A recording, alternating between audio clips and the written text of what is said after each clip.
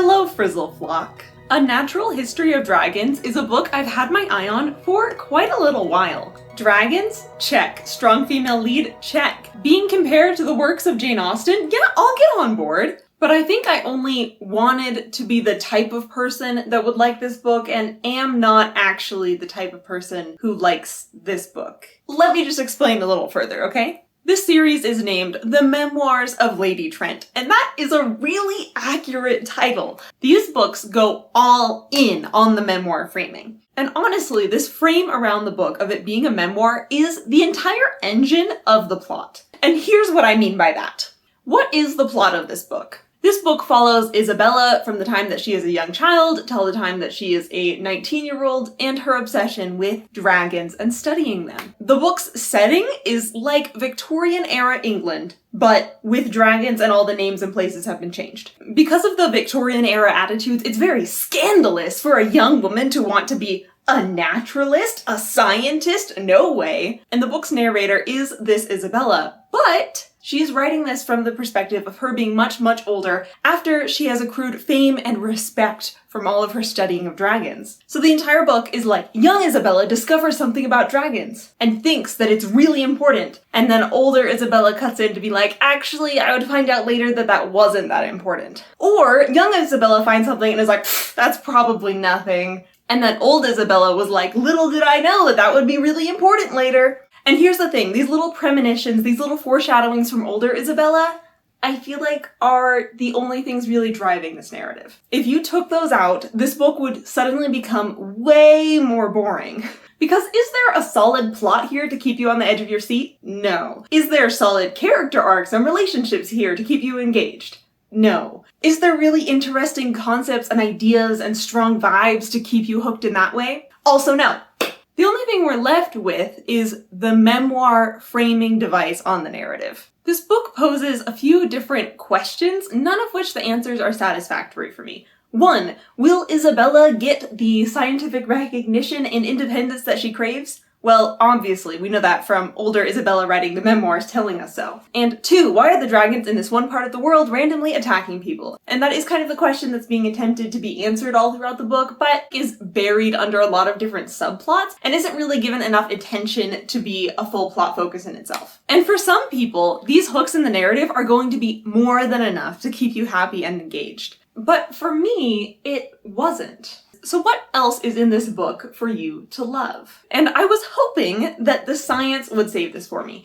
Here's a mistake that I keep making over and over, is that I love science in real life. And when sciencey stuff comes up in books, I am often delighted by it. So this book, with its reputation of being very sciencey, felt like it would be something that's up my alley. But I think all this book made me do was finally confront the fact that though I enjoy science as a little spice and garnish on an otherwise good book, science as one of the main appeals of the book is a no from me. Because in the end, a scientific discovery isn't in itself a story. And I'm reading books not for information about dragon anatomy, but for a story. And even if I was in this book for dragon anatomy, I think I would be also disappointed because throughout this entire book I was confused on how big the dragons even were. Or what exactly a lot of them looked like, because this book seemed to skip a lot of those details. I don't know, maybe there were beautiful illustrations in the physical book, I read the audiobook, it could have been much clearer, but I really never understood. And that was disappointing as I was kind of trying to hold on to the science as the last thing to keep me loving this book. Now, originally when I finished this book, I gave it 3 stars because it was entertaining enough to keep me reading. Like here, I'm bashing the memoir framing narrative and the lack of plot and the lack of good character arcs. But this book is well written enough and not so long that any of that becomes unbearable. But I think the more that I try to analyze this book, the more I realize that I don't really have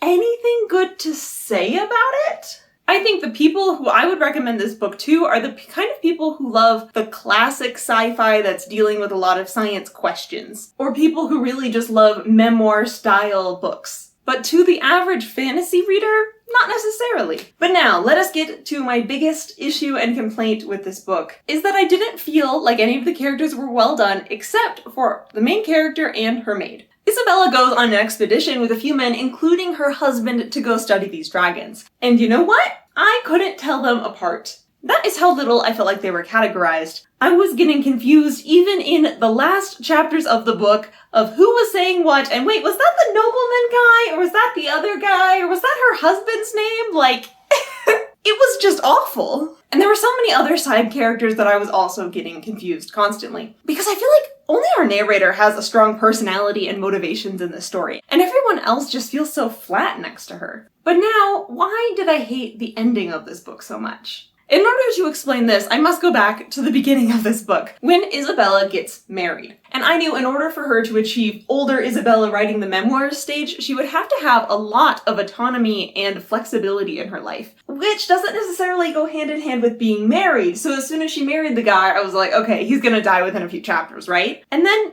he didn't. And he stayed a supportive husband and went on the expedition with her. And then I realized, well, maybe he's going to be her sidekick for the entire series. And I was hoping that I would be able to root for their relationship and ship them, but as aforementioned, I didn't really feel like he was a fleshed out character, so that never happened. But then at the end of this book, he is murdered, and his death, like, means nothing for the narrative.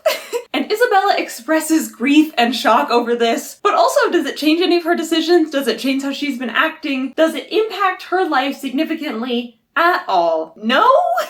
And so to have one of the only things in this book that I was really looking forward to, which is trying to get to know this relationship that I was hoping would develop throughout the series, just be dashed, and not even dashed in an appropriately dramatic way, but in such a flat way, this is when I realized that this book just isn't for me. I remember once I heard someone reviewing this book say that you shouldn't be scared away by the cover, because the cover is so science. So even if you don't like science, that doesn't mean that this book isn't for you. It's not as sciencey as the insides. But I think the cover is perfect. I mean, it's gorgeous as a piece of art, but also it really shows what this book is about and the feeling of this book. Because this book is a little dry and flat. It does have the wittiness of a memoir of older Isabella kind of making fun of her younger self sometimes, but other than that, there isn't much appeal to this book. In the end, I think I'm going to maintain my rating of 3 stars. I did like this book enough to finish it. It was never so boring that I was annoyed with it, but also it's not a book that gave me enough to fall in love with it. And I would say that this novel's book tone is chiffon yellow,